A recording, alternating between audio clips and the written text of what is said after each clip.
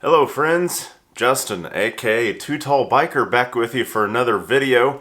Today we're going to start doing some upgrades to Miss Bella. As you saw in the last video, I introduced you to Bella. She's a 2021 Road Glide Limited in Gauntlet Gray and Vivid Black with a nice blue pinstripe in between the colors. First thing I wanted to do was definitely upgrade the lighting. Although it does have LED lighting on the tour pack and the headlights, the dual headlights are LED. Unfortunately, for some odd reason, the taillight and the front turn signals are still incandescent. So I'm going to go ahead and upgrade those. So with that, and with that being said, I want to thank all the new visitors to the channel. If you're new, first time watching it, welcome. Like I said, my name's Justin, aka Too Tall Biker. And for the ones that are already subscribing, thank you so much. And if you like what you see in this video and in past videos, just go ahead and hit that subscribe button and the bell. I would highly appreciate it. Alright, so what am I using? Well, I'm going to go with what I've always used on my bikes. Custom Dynamics. In my opinion, the best LED light out there on the market for any type of aftermarket lights. They light up the area nice and well, plenty of visibility, super easy to install. I'm not mechanically inclined. I can get these things installed pretty easily. So anywho, for the front turn signal that we're going to do today, I went with the Genesis 4. It's this one right here. And the reason why I like the Genesis 4 is because, like on the regular Pro Beam, it just has a halo around the outer edge. The inner part is not lit up, but the outer part, it's just got a ring. So the nice thing about the Genesis 4 is that it lights up the whole bulb, the whole front face of that is lit up. So when you're going down the road, it's basically two extra head or forward facing lights. I want to call them mini headlights, I guess you could. But they're basically all lit up and illuminated, which gives you more visibility for the oncoming traffic. So when you're going down the road, they're a white light. When you turn your turn signal on, they turn the regular turn signal color, and whenever the turn signal is canceled, then they go back to being a white light. It's pretty cool. It's plug and play, which is super easy. Now I went a step further. You can go ahead and just put the lens cover, the normal lens cover, back on there if you wish. However, I like to keep things looking uniform and looking sharp, so I went with the black bezels that you put on there. They're the Custom Dynamics Pro Beam Bullet Bezel. These are black outer coating along with smoke lens on it. So that kind of keeps a good little look forward facing. But what these black bezels do is it just keeps the back side of that turn signal housing, since it's already black, it just keeps it a nice uniform look. So that's the only reason why. So let's head out to the garage and let's get these things installed.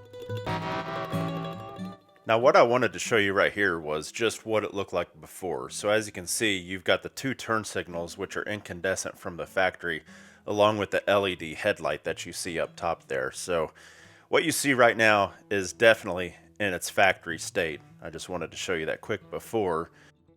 Okay, so here we are in the garage. We got Bella right behind us, getting ready to get some brand new front turn signals. So this is actually a pretty easy job. It's actually really super easy. Ran into some issues last year whenever I put them on my Street Glide, because the Genesis 4 panels right here go into this bezel right here, as you can see. Get it to focus, maybe. There we go. So you see these metal tabs right here.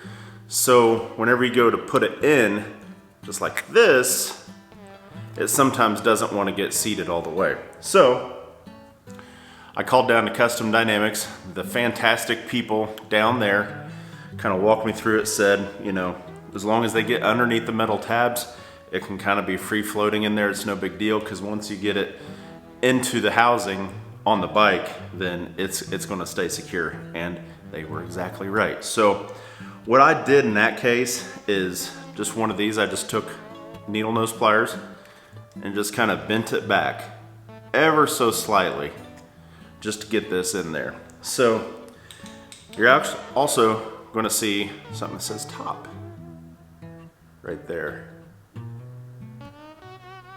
That little mark right there, it says top. That goes in, that's going to be obviously your top side.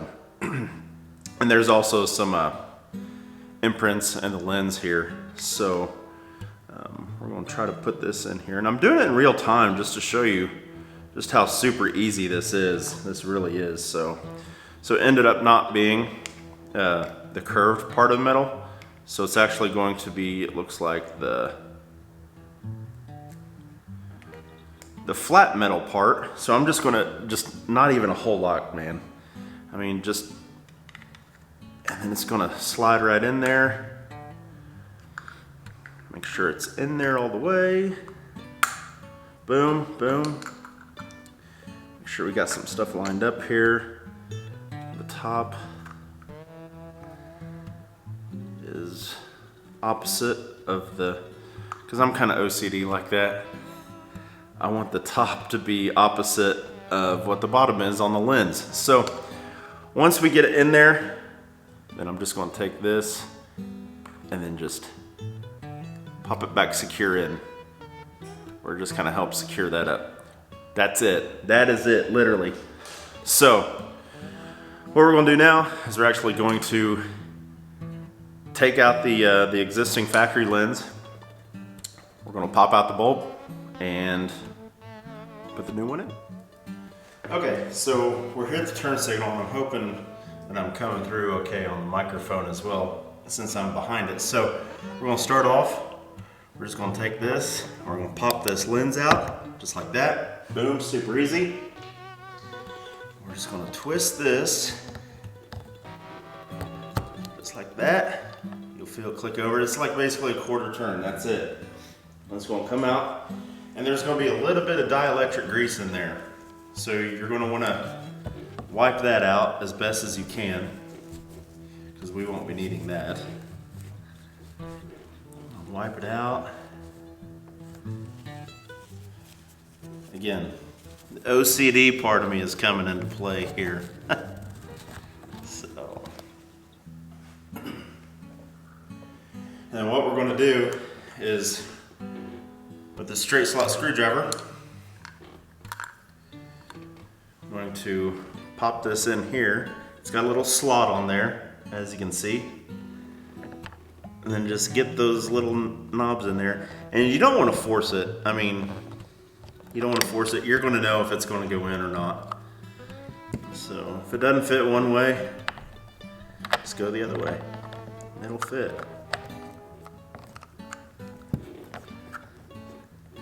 Just like that. So we're in.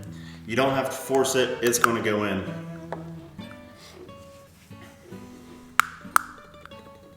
And just as soon as I say that, there we go. All right, so we're good. Make sure we're all lined up on the top. And then what they do recommend you do is do a few turns, just like this. Slide it up in there. Make sure everything looks good. And we're gonna go in. Give it a few tugs. Make sure that bad boy's not coming off either, so. And just like that, we're in. So, that's that. So what we're gonna do is I'm gonna go ahead and change out the one on the other side, and I'll be right back with you. Okay, so, as you can see, both of them are installed. I'll go ahead and give you guys a view in here in just a second. I must also note that in no way, shape, or form am I being compensated by Custom Dynamics. As much as I'd love to be, and as much as I love those people down there, I'm not. I just truly love their product. I stand behind it 100%, as they do with their lifetime warranty as well. So, with that being said, thanks for tuning in. As always, if you like the video, go ahead and hit subscribe down below and also hit that bell button. And also feel free to like and share it as well amongst your social media platforms. Until next time, Two Dog Biker out. We'll catch you next time. Bye-bye.